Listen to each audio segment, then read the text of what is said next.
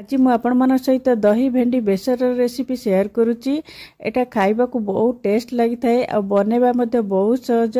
भेंडी बेसर तो आपण बनैथिबे आ एमती थरे दही भेंडी बेसर बने की देखंतु बहुत भल लागिबो। वीडियोटी भल लागिले वीडियोटी को लाइक करंतु, शेयर करंतु, आम चैनल को निश्चय सब्सक्राइब करंतु। नमस्कार, टेस्टी ओडिया फूड को आपण समस्त को अनेक अनेक स्वागत। एठी मु 300 ग्राम रो भेंडी नेची। भेंडी की भल की धोईकी कपड़ा रे पोछी की मुझे भेंडी जितेबाला भी करेंगे भल की आगुरी धोईकी पूरा पानी पोछी की नेबे ना पानी रहिले सेटा काटला बेल को लालुआ लालुआ है भेंडीटा भी भल लगे। भेंडी को मु मझिरू एमती काटी देची गोटे चिरा लगे मझिरू एमती तेरछा की काटी। जदि गोटे छोट भेंडी थी ताले गोटे नहीं जीवे मझिरू जस्ट गोटे चिरा लगेदेवे। एमती करिया द्वारा तरकारी आम जिते बनइबा मसलाटा भितर पशिज आ भल लगे, टेस्ट भी बेसी भल लगे। देखंतु एमती मु सबु जांग भेंडी काटिकी नहीं जाइछि। टिके बड़ बड़ पीस रखिबे, बेसी छोट पीस करिवेनी। एटा मु साइड रखली। एबे गोटे ग्राइंडिंग जार नेली। एठी मु गोटे छोट चम्मच जीरा देली, 2 छोट चम्मच मु सोरिष दउची। एठी गोटे छोट पीस मु अदा देइछि, 7-8 कला एठी रसुण दउची, 2टा सुखिला लंका देली और टिके अधा कप पाखापाखि एमती पानी दउची बाटिबा पई। आ एटु धनिया पत्र डेम्फ मो पाखे थिला, धनिया पत्र सेटा मैं पकेली। एटा बहुत बढ़िया टेस्ट लागिबो पकेले तरकारी रे। थरे पकेकी देखंतु आकु कोन कली सब बाटी देली। एटा बाटी हे गेला परे मु गोटे मीडियम साइज पियाज को भी ता सहित बाटी दउची। देखंतु पूरा मसला को चिकन करी बाटी देकी टिक साइड में रखि दबा 10-15 मिनिट पई। एबे दही मु आनली। यही चामच रे बड़ चामच रे 4 चामच दही नहीं, 4 बड़ चामच दही नहीं। दहीटा को भल कि गोले देबे। एठी 1/4 टीस्पून मु हळदी गुंड दउची, लूण स्वाद अनुसार देबे। आउटी काश्मीरी लाल मिर्च पाउडर मु आधा छोट चामच दउची, कलर टिके भल आसियो बोली। आ टिके पानी देकी आकु भल कि गोले दबा। एठी हळदी लूण जहाँ मैं पकेबा एठी मु पके दउची सबु। तापर एठी सोरिषटा 4 बड़ चामच मु सोरिष दउची बटाटा। जेतिकी मु दही नेची सेतिकी सोरिष बटा मु एठी दउची। आकु भल्लो की मिसै दबा। आउ जो एक्स्ट्रा बळिला सरस मसला आमे सेटा अलगा कोठी हेले भी यूज आपण करि परिबे। सेटा एटा को भल्लो की मु गोळे की साइड रे बे रखि दउची। एबे मु गोटे कड़ाई बसैली। एठी मु गोटे छोट चामच सोरिष तेल देली। एबे मैं भेंडी जो काटिकी रखी सेटा एबे पके दूची। एटा को गोटे मिनिट आमे भाजीबा मीडियम फ्लेम रे।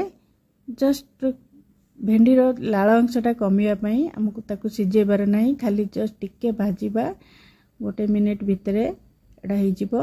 एबे मैं एडा सब बाहर कर दूची। बिल्कुल भी एठी बेसी भाजीबेनी भेंडी की। एबे मैं ताकू सब बाहर कर देली भेंडी रेंगा। एठी गोटे बड़ चामच मु एबे सोरिष तेल देली। एठी बिरी बड़ी मु 10-12टा पकाउची आ टेस्ट बहुत बढ़िया लागिबो सोरिष तरकारी रे।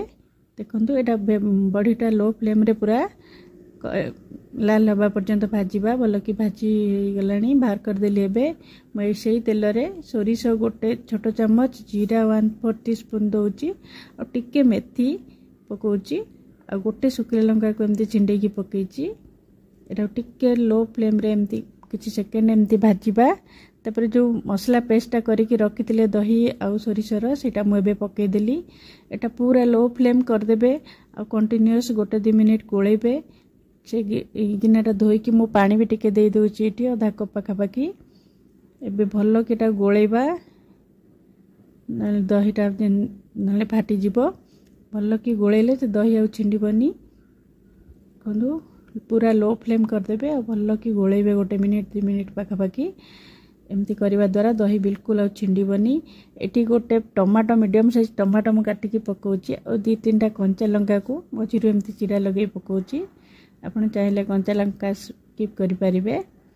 एबे भल्लो कि आकु गोळेकी 2 मिनिट पाखापाखि लो फ्लेम रे छाड़ी दबा। एटा एमती कसिबा दरकार नाही, जेमती कि मसला रो तेल छाड़िया पर्यंत सोरिष मसला बेसी कसिबा दरकार नाही। 2-3 मिनिट भितर एटा हे जिवो। एबे मु भेंडी जाको सब पके देले एठी भजा है कि जो रखा हैतिला। आकु भल्लो कि एबे मिसेबा भेंडी मसला भल्लो कि मिसेबा।